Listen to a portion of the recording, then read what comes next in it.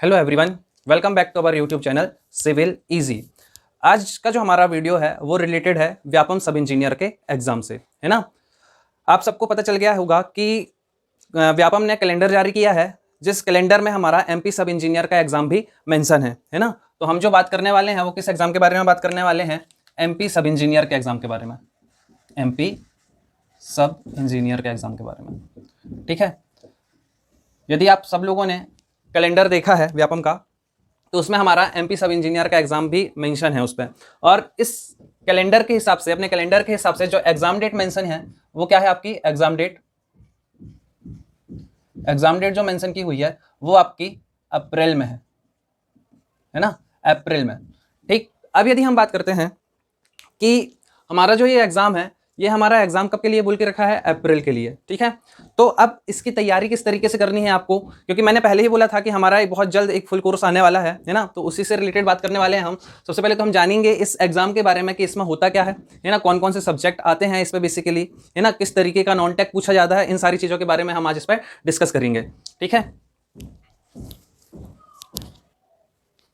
अब यदि हम इस एग्जाम के बारे में बात करें तो ये जो हमारा एग्जाम है 2001 का है, ये एग्जाम हमारा कंडक्ट होगा 2022 पे। अब जैसा कि आप सबको पता है कि हमारे जो चुनाव है वो 2023 में होने वाले हैं, है ना। तो जो भी एग्जाम, जितने भी हमारे एग्जाम होंगे वो सारे के सारे एग्जाम कब कराए जाएंगे? 2022 में ही कराए जाएंगे, है ना। तो ये मान के चलो कि हमारी जो सब इंजीनियर का, क्योंकि अभी नोटिफिकेशन नहीं आया, सिर्फ कैलेंडर में डेट मेंशन की हुई है कि जो उसका एग्जाम होगा वो हमारा अप्रैल में होगा, है ना। तो ये मान के चलो कि जो वैकेंसियां आने वाली हैं वो अच्छी खासी वैकेंसियां आने वाली हैं। अब आपके ऊपर है, आप तैयारी करना चाहते हो या तैयारी नहीं करना चाहते। यदि आप अभी से तैयारी करेंगे इस एग्जाम के लिए तो आप आसानी से इस एग्जाम की तैयारी कर सकते हैं, क्योंकि अभी मैं जब आपको सिलेबस बताऊंगा तो आपको पता चलेगा कि कितना कॉम्प्लिकेटेड है इसका सिलेबस, है ना। तो सबसे पहले यदि हम इसके एग्जाम पैटर्न की यदि बात कर लेते हैं तो एग्जाम पैटर्न किस तरीके का होता है इसका?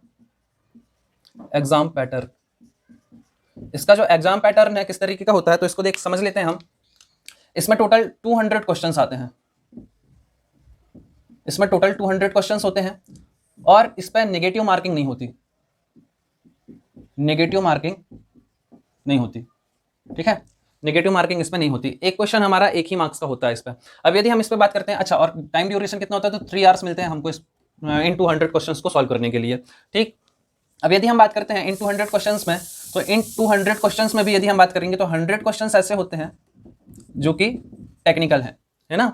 टेक्निकल क्वेश्चन से आपके, टेक्निकल पोर्शन से आपके 100 क्वेश्चंस आते हैं, जबकि यदि हम बात करते हैं नॉन टेक्निकल पोर्शन से आपके 100 क्वेश्चन आएंगे। तो दोनों का इक्वल वेटेज है, आप किसी को भी छोड़ नहीं सकते, या आप टेक्निकल को ज्यादा पढ़ लो या नॉन टेक्निकल को कम पढ़ लो। इस तरीके से आप नहीं कर सकते हैं कि नॉन टेक्निकल को आपने ज्यादा पढ़ लिया, टेक्निकल को आपने कम पढ़ लिया, इस तरीके से आप नहीं कर सकते हैं। आपका टेक्निकल भी का भी वेटेज उतना ही है और आपका नॉन टेक्निकल का भी वेटेज उतना ही है। अब यदि हम बात करते हैं हमारे इसके सिलेबस के बारे में, यदि हम इसका सिलेबस के बारे में डिस्कस करें तो हमारे जो नोटिफिकेशन, अभी तक जो एग्जाम होता था उस पर सीधे सीधे से सिलेबस में लिखा रहता था कि जो भी हमारे आरजीपीवी के सिलेबस में जो जो सब्जेक्ट होंगे वो सारे सब्जेक्ट हमारे किस में होंगे? सब इंजीनियर के एग्जाम पे, है ना। तो हम बोल सकते हैं कि इसके सिलेबस में क्या क्या हो सकता है, जो भी आपने आरजीपीवी में पढ़ा हुआ है ना, अकॉर्डिंग टू आरजीपीवी जो भी सब्जेक्ट आपके होते हैं उन सारे सिलेबस को इस पे मेंशन किया हुआ है। अच्छा, यदि हम बात करते हैं नॉन टेक की, तो नॉन टेक्निकल में इसमें 7 सब्जेक्ट्स होते हैं, 7 सब्जेक्ट्स होते हैं। उन सब्जेक्ट्स के बारे में यदि हम बात कर लेते हैं तो जनरली क्या क्या होता है? जनरल साइंस होता है आपका, है ना, जीके होता है आपका, जीके में एमपी जीके भी पूछा जाता है आपका, और इंटरनेशनल लेवल पर भी जीके आपका पूछा जा सकता है। तो आपका यदि बात करें तो बेसिकली यहाँ पे एमपी जीके के आपके 7 to 8 क्वेश्चन आते हैं, बाकी जो अदर क्वेश्चन आते हैं वो इंडिया लेवल पर क्वेश्चन आते हैं, है ना। तो नेक्स्ट यदि हम बात करते हैं, नेक्स्ट होता है हमारे पास जनरल हिंदी। अच्छा, इस पर एक चीज देखना, आपके सिलेबस में जनरल वर्ड लिखा रहता है, मतलब आपको ज्यादा डिटेल में नहीं पढ़ना है इनको, सिर्फ आपको बेसिक स्टडी करनी है इसकी। जैसे जनरल साइंस की यदि हम बात करते हैं, जीके की पोर्शन की बात करते हैं, जनरल हिंदी हो गया आपका, जनरल इंग्लिश हो गया आपका, है ना, आपका जनरल कंप्यूटर हो गया। उसके बाद यदि हम बात करते हैं आपका, तो आपका क्या हो जाएगा? जनरल मैथ्स और आपका रीजनिंग, जनरल एप्टीट्यूड। ठीक है, तो बेसिकली आपके 7 सब्जेक्ट हैं, ये 7 सब्जेक्ट से आपके पूछे जाते हैं और इन सबका वेटेज जो होता है अप्रोक्सीमेट सेम ही होता है। 14 क्वेश्चन, किसी साल आपके जैसे जीके वाले पोर्शन से किसी साल 17 क्वेश्चन आ गए या 16 क्वेश्चन आ गए, तो आपको पूरा मैनेज करता है इक्वल कि आपका क्या 14 क्वेश्चन देगा। ये मान के चलो 14 क्वेश्चन, 16 क्वेश्चन, 15 क्वेश्चन ऐसा आपका चलता है ये, है ना। तो 14 क्वेश्चन ऑन एवरेज मान के चलो। जैसे यदि लास्ट ईयर में बात करें तो हमारा जीके वाले पोर्शन में कुछ पेपर ऐसे थे जिनमें 17 मार्क्स का जीके आया हुआ था, है ना, और आपका बाकी जगह पे मैनेज कर दिया गया 14 14 14। तो इस तरीके से यदि हम बात करेंगे तो इसका जो वेटेज रहता है, तो आप मान सकते हैं कि अप्रोक्सीमेट 14 क्वेश्चन का हर एक सब्जेक्ट होता है, 14 to 15 क्वेश्चन। ठीक है। अब यदि हम बात करते हैं आरजीपीवी के सिलेबस की, तो आरजीपीवी के सिलेबस में यदि हम बात करेंगे तो सारे सब्जेक्ट आ जाते हैं। अब बहुत सारे लोग ऐसे हैं जो कि एमपीपीएससी एई की तैयारी कर रहे हैं और जिनका एग्जाम हमारा कब है, एमपीपीएससी एई की तैयारी बहुत सारे लोग अभी कर रहे हैं, है ना। तो एमपीपीएससी का एग्जाम जो है अभी आपका कब है, 14 नवंबर को, है ना। तो आपने एमपीपीएससी के तो सारे सब्जेक्ट पढ़े हुए हैं। एक बार मैं मेंशन कर देता हूं यहां पर कि कौन कौन से एक्स्ट्रा सब्जेक्ट हैं जो कि आपके एमपीपीएससी से हटके हैं, है ना।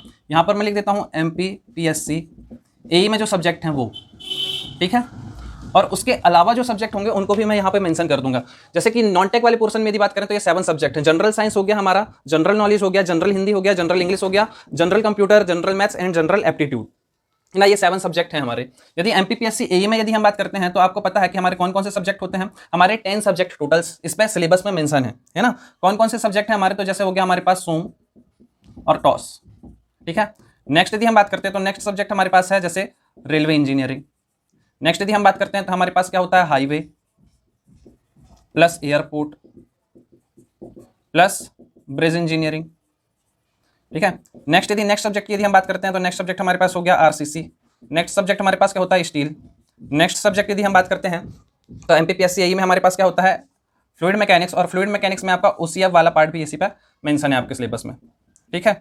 नेक्स्ट यदि हम बात करते हैं तो नेक्स्ट सब्जेक्ट हमारे पास क्या हो जाएगा, सॉइल। नेक्स्ट है हमारे पास इन्वायरमेंट और नेक्स्ट हमारे पास वाटर रिसोर्स, जिसपे हमारा इरिगेशन और हाइड्रोलॉजी वाला पार्ट है, इरिगेशन और हाइड्रोलॉजी वाला पार्ट है ना। और कौन सा सब्जेक्ट बचा हमारा, बेसिकली सारे सब्जेक्ट हमारे हो गए, है ना। सोम हो गया, रेलवे हो गया, हाईवे हो गया, ठीक है, आरसीसी हो गया, और एक सब्जेक्ट और बचता है आपका कंस्ट्रक्शन प्लानिंग एंड मैनेजमेंट। अब कंस्ट्रक्शन प्लानिंग मैनेजमेंट में ही मैंने बताया था आपका, एक तो आपका इसमें मटेरियल वाला पार्ट है और एक आपका क्या है, आपका एस्टिमेशन वाला पार्ट, ठीक है। तो ये सारे सब्जेक्ट तो आपको पढ़ने ही हैं, एमपीपीएससी एई में आप ये सारे सब्जेक्ट पढ़ ही रहे हैं, है ना। तो जो लोग भी व्यापम की तैयारी कर रहे हैं तो उनको भी आपको ये सब्जेक्ट तो आपको पढ़ने ही पढ़ने हैं। आपको सोम भी पढ़ना है, टॉस भी पढ़ना है, रेलवे इंजीनियरिंग भी पढ़नी है, हाईवे और एयरपोर्ट भी पढ़ना है, ब्रिज इंजीनियरिंग भी पढ़नी है, आरसीसी पढ़ना है, स्टील भी पढ़ना है, एफएम भी पढ़ना है, ओसीएफ सॉइल, ये सारे सब्जेक्ट तो पढ़ना ही पढ़ना है। इसके अलावा व्यापम में जो हमारे सब्जेक्ट होते हैं, जो सबसे ज्यादा वेटेज रखता है वो सब्जेक्ट है हमारा सर्वे, ठीक है। सर्वे हमारा होता है। उसके बाद यदि हम बात करते हैं तो हमारे पास आ जाता है बिल्डिंग मटेरियल, जो कि आपका यहां पर भी मेंशन है, तो मटेरियल हो गया बिल्डिंग कंस्ट्रक्शन, ठीक है। नेक्स्ट यदि इस पे यदि हम बात करते हैं व्यापम में, तो आपका बिल्डिंग ड्राइंग भी सिलेबस में आता है। अब जैसे यहां पर यदि हम बात करते हैं तो इसमें जो हमारा फ्लूइड मैकेनिक्स वाला पार्ट है, इसमें ओसीएफ है, ओसीएफ के साथ हमारा यहाँ पे हाइड्रोलिक मशीन भी आपके व्यापम के सिलेबस में मेंशन रहता है ना। अब क्योंकि आपने आरजीपीवी में हाइड्रोलिक मशीन पढ़ी है, इसलिए आपको इससे भी क्वेश्चन हर साल पूछे जाते हैं हाइड्रोलिक मशीन से, तो इसको भी नहीं छोड़ना है। नेक्स्ट यदि हम बात करते हैं तो नेक्स्ट सब्जेक्ट हमारे पास होता है अप्लाइड मैकेनिक्स, ठीक है। इसके अलावा यदि हम बात करते हैं तो हमको कुछ क्वेश्चन हमको ऑटोकैड से भी आते हैं, ऑटोकैड से भी कुछ क्वेश्चन हमको एग्जाम में देखने को मिलते हैं। तो ये बेसिकली हमारा ये सारा सिलेबस है जो हमको कवर करना है, किसके लिए, व्यापम सब इंजीनियर के लिए, ठीक है। मतलब जो भी सब्जेक्ट हमारे एमपीपीएससी एई में हैं वो सब्जेक्ट तो हमारे व्यापम के सिलेबस में है ही, साथ में हमको ये कुछ सब्जेक्ट्स जो हैं उनको एक्स्ट्रा ऐड करना पड़ेगा, उनको भी पढ़ना पड़ेगा, क्योंकि हमारे व्यापम के एग्जाम पे सर्वेइंग का अच्छा खासा वेटेज होता है ना। बिल्डिंग मटेरियल और बिल्डिंग कंस्ट्रक्शन से भी क्वेश्चन अच्छी खासी मात्रा में पूछे जाते हैं, जबकि बिल्डिंग ड्राइंग से 2-3 क्वेश्चन आपको देखने को मिल जाते हैं, और अप्लाइड मैकेनिक्स से भी 1-2 क्वेश्चन देखने को मिलते हैं। जनरली आपको ऑटोकैड से भी आपको 1-2 क्वेश्चन देखने को मिल जाता है। तो इस तरीके का ये हमारा पूरा का पूरा फॉर्मेट है, इसमें किसी प्रकार की नेगेटिव मार्किंग होती नहीं है। आपका ये 7 सब्जेक्ट्स हैं नॉन टेक के लिए, तो इन सारे सब्जेक्ट्सों को आपको कवर करना है। और अभी आपके पास है कितना टाइम, अभी आपके पास जो टाइम है वो ये मान के चलो आपके पास अप्रॉक्सीमेट 6 मंथ है ना। आप ये बिल्कुल भी मत मानो कि आपका एग्जाम आगे पोस्टपोन होगा या कम वैकेंसी आएगी, इन सारी चीजों से बिल्कुल दूर रहना, है ना। अगर आपको तैयारी करनी है, यदि आपको किसी भी एग्जाम की तैयारी करनी है, तो ये चीज दिमाग में आप अच्छे तरीके से बैठा लो कि आपको जो भी आप एग्जाम दे रहे हो उसमें ये मान के चलो कि आपको 250 के अंदर रहना पड़ेगा। मतलब आपको टॉप 250 में अपनी रैंक बनानी ही पड़ेगी, तभी आप किसी भी एग्जाम को क्वालिफाई करोगे, है ना। अब ये मान के चलो कि जैसे आपने यदि एमपीपीएससी एई का एग्जाम भी दिया यदि आपने, तो आपको इतना कैपेबल तो बनना पड़ेगा ना कि कम से कम आप टॉप 100 में रह सको। तो उसके लिए आपको क्या करनी पड़ेगी, तैयारी करनी पड़ेगी, है ना। तैयारी जोर तोर से करनी पड़ेगी। तो अभी आपके पास 6 मंथ है, आप आसानी से तैयारी कर सकते हैं, है ना। आप आसानी से तैयारी कर सकते हैं। जो लोग एमपीपीएससी एई की तैयारी कर रहे हैं उनके लिए तो आप बहुत अच्छा है कि आपका ये सब्जेक्ट तो आप पढ़ ही रहे हैं, आपको सिर्फ ये सब्जेक्ट और ऐड करने हैं, है ना। एमपीजी के आपका यहाँ पर भी काम पे आएगा, नॉन टेक वाले पोर्शन में, क्योंकि यहां पर भी जीके वाले पोर्शन में आपको एमपीजीके पढ़ना बहुत जरूरी है ना, क्योंकि एमपीजीके यदि आपने एई की तैयारी की है तो वहां पर भी पढ़ा है तो आपका वो यहां पर भी क्या हो जाएगा, काम पे आ जाएगा। अब जिन लोगों ने एमपीपीएससी एई की तैयारी नहीं की है उनके पास भी बहुत अच्छा टाइम है, अभी 6 मंथ है, 6 मंथ में से आप 5 मंथ में अपना सिलेबस कंप्लीट कर सकते हैं, है ना। और सिलेबस कंप्लीट करने के बाद 1 महीने आप पूरा टेस्ट दो और उसके बाद अपना एग्जाम की तैयारी करो। उसके बाद यदि हम बात करते हैं अभी जो 5 महीने हैं, उन 5 महीने में आपको ये सारे सब्जेक्ट भी आप चाहें तो एक एक, यदि आप सेल्फ स्टडी भी कर रहे हैं तो आप हर एक महीने में एक एक सब्जेक्ट यहां से उठा सकते हैं। और मैथ्स और रीजनिंग ऐसे सब्जेक्ट हैं जिनको आप साथ में ही प्रैक्टिस कर सकते हैं, जबकि यहां पे आप एक एक महीने में एक एक सब्जेक्ट उठा लो नॉन टेक का और उसकी स्टडी करते जाओ। और मैथ्स और रीजनिंग के डेली आप क्या करो, 20-20 क्वेश्चन करना स्टार्ट कर दो। तो इस तरीके से भी इसकी तैयारी आप कर सकते हैं। अब यदि हम बात करते हैं कि ये तो हो गया पूरा सिलेबस डिस्कशन की किस तरीके से क्या क्या चीजें आपके सब इंजीनियर के एग्जाम पे होती हैं, और ये भी आप पक्का मान के चलो कि आपका एग्जाम जो है 2022 पे होगा ही होगा, है ना। आपका एग्जाम पोस्टपोन होगा नहीं होगा ये बात की बात है आपकी, लेकिन आप ये मान के चलो कि आपका एग्जाम जो है आपका जो एग्जाम है वो अप्रैल में होगा ही होगा, क्योंकि उनको क्या चुनाव भी है आपका 2023 में। तो ये मान के चलो कि जितनी पॉसिबल वैकेंसी हो सकती हैं, जितनी भी पॉसिबल वैकेंसी हो सकती है ज्यादा से ज्यादा आने की, वो देंगे आपको वैकेंसियां, है ना। क्योंकि अभी तक भी आपका जब भी आपका सब इंजीनियर का एग्जाम हुआ है तो सब इंजीनियर के एग्जाम पे आपकी 500 प्लस वैकेंसियां आती थी। सिर्फ लास्ट ईयर को छोड़ दो तो उस पर बस आपकी 52 वैकेंसी आई थी, और वो भी सब इंजीनियर की वैकेंसी नहीं थी, जैसा कि आप सब लोगों को पता होगा। तो ये बहुत टाइम के बाद आप ये मान के चलो कि अब आपकी सब इंजीनियर की वैकेंसी आने वाली है और उसमें वैकेंसियां अच्छी आएंगी। तो आपको तैयारी अभी से ही स्टार्ट करनी पड़ेगी। यदि आपने पहले तैयारी की भी हुई है और आपने छोड़ दिया तो आपका वो सब निल हो चुका है ना। तो अब आपका काम क्या है कि आपको अभी से सब इंजीनियर की तैयारी में जुट जाना है, ठीक है। यहां तक की चीज क्लियर है? ओके। अब देखो हमारा जो है बैच स्टार्ट हो रहा है हमारा जो बैच स्टार्ट हो रहा है व्यापम सब इंजीनियर के लिए, वो बैच हमारा स्टार्ट हो रहा है 11 अक्टूबर से, ठीक है।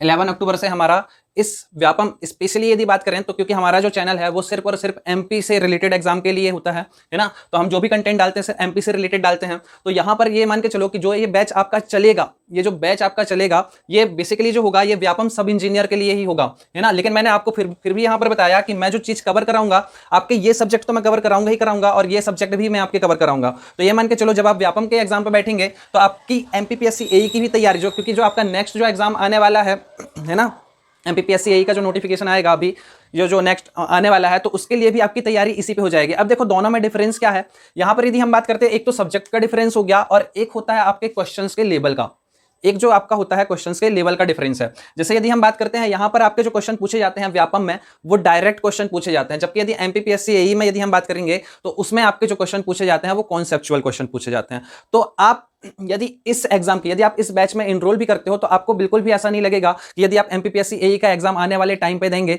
तो आपका सिलेबस कंप्लीट नहीं हुआ है ना। आप ये मान के चलो कि आपकी जो व्यापम का जो बैच चलेगा इसमें आपको इतना लेवल दिया जाएगा कि आप व्यापम के सारे क्वेश्चन जो भी है, आपका सब इंजीनियर का जो भी एग्जाम है उसके आप सारे क्वेश्चन जो है इजीली सॉल्व कर सकते हैं। उसके क्वेश्चन आप सारे के सारे इजीली, क्योंकि आपको कॉन्सेप्ट पूरे दिए जाएंगे। अब बात आती है क्वेश्चन प्रैक्टिस की, तो आपकी जो क्वेश्चन प्रैक्टिस कराई जाएगी वो व्यापम के एग्जाम की, ऑल स्टेट एई जेई के एग्जाम की, सारे एग्जाम की जो है आपके क्वेश्चन प्रैक्टिस होगी। जो आपको कॉन्सेप्ट दिया जाएगा, कॉन्सेप्ट आपको टोटल इन दोनों एग्जाम को मिलाकर दिया जाएगा। मतलब अच्छा इस पे भी आपका जैसे मैंने एमपीपीएससी एई का आपका टॉपिक वाइज एनालिसिस किया हुआ है, यदि आप चाहते हैं कि आपको व्यापम के सब इंजीनियर के जो एग्जाम है उसका भी यदि आपको टॉपिक वाइज एनालिसिस चाहिए तो आप वीडियो को ज्यादा से ज्यादा शेयर करना और सब्सक्राइब करना, है ना। तभी तो मेरे को क्या होगा, मोटिवेशन मिलेगा और मैं आपके लिए टॉपिक वाइज वीडियो बनाऊंगा। जैसे मैंने आपको एमपीपीएससी एई का सारे सब्जेक्ट का, अभी टॉस और रेलवे बचा हुआ, बाकी जो सारे सब्जेक्ट हैं उन सबका मैंने टॉपिक वाइज एनालिसिस कर दिया है, जो कि आपके लिए बहुत ज्यादा हेल्पफुल है। ऐसे यदि आप चाहते हैं कि आपके व्यापम सब इंजीनियर के एग्जाम का भी टॉपिक वाइज एनालिसिस कर दिया जाए तो आप ज्यादा से ज्यादा वीडियो को शेयर करो और सब्सक्राइब करो, ठीक है। तो मैं आपको ये बता देता हूं कि हमारा जो बैच है आपका 11 अक्टूबर से स्टार्ट हो रहा है, 11 अक्टूबर से आपका स्टार्ट हो रहा है। और ये जो बैच है आपका कैसा है, ऑफलाइन है, ऑनलाइन बैच अभी अवेलेबल नहीं है। जैसे ही होगा आपको इंफॉर्मेशन दे दी जाएगी, है ना। तो आप अभी से चाहो तो इस पर रजिस्ट्रेशन कर सकते हो, रजिस्ट्रेशन आप अभी से कर सकते हो। हमारी जो क्लास है जबलपुर में है ना, ये आपको पता ही होगा। तो आप अभी से इसका क्या कर सकते हो, रजिस्ट्रेशन कर सकते हो। और आपका जो ये कोर्स है आपका जो 11 अक्टूबर से स्टार्ट हो रहा है ये आपका कंप्लीट कर दिया जाएगा फरवरी तक, है ना। मतलब आपके पास 5 मंथ्स हैं और 5 मंथ्स में इजीली आपका सारे सब्जेक्ट्स को कंप्लीट कर दिया जाएगा। उसके बाद आपके पास बचेगा मार्च, है ना। मार्च आपके पास बचेगा, उसमें आपको क्या करना है, आपको क्वेश्चंस की प्रैक्टिस करनी है या आपके टेस्ट चलेंगे। आपके टोटल 30 टेस्ट होंगे पूरे के पूरे मार्च के महीने में, है ना। तो वो आपको वो टेस्ट बहुत ज़्यादा हेल्पफुल होंगे और जो भी डाउट क्लास होगी वो आपकी मार्च के मंथ में लगेगी। उसके बाद यदि हम बात करते हैं तो फरवरी तक आपका जो है पूरा का पूरा सिलेबस कंप्लीट हो ही जाना है। अच्छा, उसके बाद यदि बात करते हैं हमारा जो सैटरडे है, सैटरडे को भी आपका क्या होगा, टेस्ट होगा। जो भी सब्जेक्ट आपका कंप्लीट हो जाएगा उसका भी आपका टेस्ट होगा हर सैटरडे को, ठीक है। अच्छा, ये जो आपकी क्लास है या जो आपका बैच का जो टाइम है, ये मान के चलो ये आपका 4 आवर्स का कम से कम आपका बैच होगा, जिसमें आपका 3 आवर्स क्या होगा, 3 आवर्स आपका टेक्निकल होगा और 1 आवर्स का आपका क्या होगा, नॉन टेक होगा, ठीक है। 3 आवर्स का आपका क्या होगा, टेक्निकल होगा और 1 आवर्स का आपका क्या होगा, नॉन टेक्निकल होगा। तो इस तरीके से हमारा बैच आपका 11 अक्टूबर से स्टार्ट हो रहा है। आप इस बैच पे एनरोल कर सकते हैं, इसका रजिस्ट्रेशन अभी से स्टार्ट हो गया है और इसके लिए आप इंफॉर्मेशन ले सकते हैं। मैं यहां पर नंबर लिख देता हूं, कॉन्टैक्ट नंबर 9479770106। एक तो आप इस नंबर पे कांटेक्ट कर सकते हैं, है ना। दूसरा यदि मैं बात करता हूं, यदि इस नंबर पे कॉल नहीं लगता तो आप इस नंबर पे भी कॉल कर सकते हैं, 7509487745, ठीक है। इस नंबर पे भी आप कांटेक्ट कर सकते हैं और यदि आपको डायरेक्ट मुझे कॉल करना है तो आप डायरेक्ट मुझे कॉल कर सकते हैं और इन्फॉर्मेशन ले सकते हैं। ऐसे यदि इस नंबर पे कॉल नहीं लगता तो आप इन 2 नंबर पे भी कॉल कर सकते हैं। और यदि आपको नॉन टेक से रिलेटेड कोई भी दिक्कत जाती है, देखो यदि आपको कोर्स परचेज करना है तो भी ठीक है, यदि आपको एनरोल करना है तो भी ठीक है, यदि आप सेल्फ स्टडी भी करना चाहते हैं और यदि आपको कोई दिक्कत जाती है तो भी आप इन नंबर पर कॉल कर सकते हैं, है ना। और नॉन टेक से रिलेटेड यदि आपको कोई भी दिक्कत है, नॉन टेक से रिलेटेड भी यदि आपको कोई भी दिक्कत है तो भी आप इस नंबर पर कॉल कर सकते हैं, ठीक है। तो भी आप इस नंबर पर कांटेक्ट कर सकते हैं और जो भी आपकी क्वेरी है वो आपकी दूर कर दी जाएगी, ठीक है। तो ज़्यादा से ज़्यादा वीडियो को, आपका काम है ज़्यादा से ज़्यादा वीडियो को शेयर करना, है ना, जिससे कि वीडियो ज़्यादा से ज़्यादा लोगों तक पहुंच जाए। मैंने आपको पहले ही बता दिया है कि आपको जो है क्लास लेनी चाहिए। यदि आपकी तैयारी अभी तक नहीं है, ऑनलाइन स्टडी के चक्कर में मत पड़ना, ऑफलाइन ही स्टडी करो, प्रॉपर जाके पढ़ो। आपके पास अभी पर्याप्त टाइम है, 5 मंथ्स है, 5 मंथ्स में आपका सिलेबस कंप्लीट कर दिया जाएगा। आप कहीं पे भी जाकर पढ़ो लेकिन ऑफलाइन ही पढ़ो, क्योंकि आपको जो माहौल मिलता है पढ़ने का उससे ही आपकी पढ़ाई होती है, ठीक है। ओके, वीडियो को ज़्यादा से ज़्यादा शेयर करना। टॉपिक वाइज एनालिसिस चाहते हैं यदि आप, तो भी आप ज़्यादा से ज़्यादा क्या करो, वीडियो को लाइक करो, शेयर करो और कमेंट करना ना भूलें, है ना, कि आपको वो टॉपिक वाइज एनालिसिस चाहिए या नहीं चाहिए, ठीक है। इसके अलावा जो अभी तक आपकी MPPSC AE की जो शॉर्ट सीरीज चल रही थी, आपके इरिगेशन के वीडियो जो आ रहे थे, आपका इरिगेशन का जो 60% हमने सिलेबस कंप्लीट कर दिया था, उसके आगे का, क्योंकि अभी तक मेरा जो शेड्यूल था वो थोड़ी सा बिजी था, इस कारण से वीडियो अभी तक नहीं आ पा रहे थे। अब जो है आपके जो शॉर्ट वीडियो जो अभी तक आ रहे थे आपके, जिससे कि आप जल्दी से जल्दी चीज़ों को रिवाइज कर सको, है ना, मैं कोशिश करूंगा कि उन वीडियो की जो सीरीज है उनको जल्दी से जल्दी चालू कर दिया जाए। इसके अलावा इरिगेशन के कंप्लीट होते ही आपको कौन सा सब्जेक्ट स्टार्ट करना है आप वो भी बता सकते हैं कि आपको कौन से सब्जेक्ट में दिक्कत है। तो सबसे पहले हम इरिगेशन के बाद आपका वही सब्जेक्ट कंप्लीट करा देंगे, है ना, जिनका भी एग्जाम 14 नवंबर को है उनके लिए, ठीक है। यहां तक की चीजें क्लियर है। ओके, वीडियो को ज्यादा से ज्यादा शेयर करो, पढ़ाई करते रहो, और क्योंकि आप यदि ज्यादा से ज्यादा तक लोगों तक वीडियो को शेयर करोगे, है ना, तो मेरे को ज्यादा से ज्यादा मोटिवेशन मिलेगा। ओके, तो ऐसे ही पढ़ते रहो। Thank you.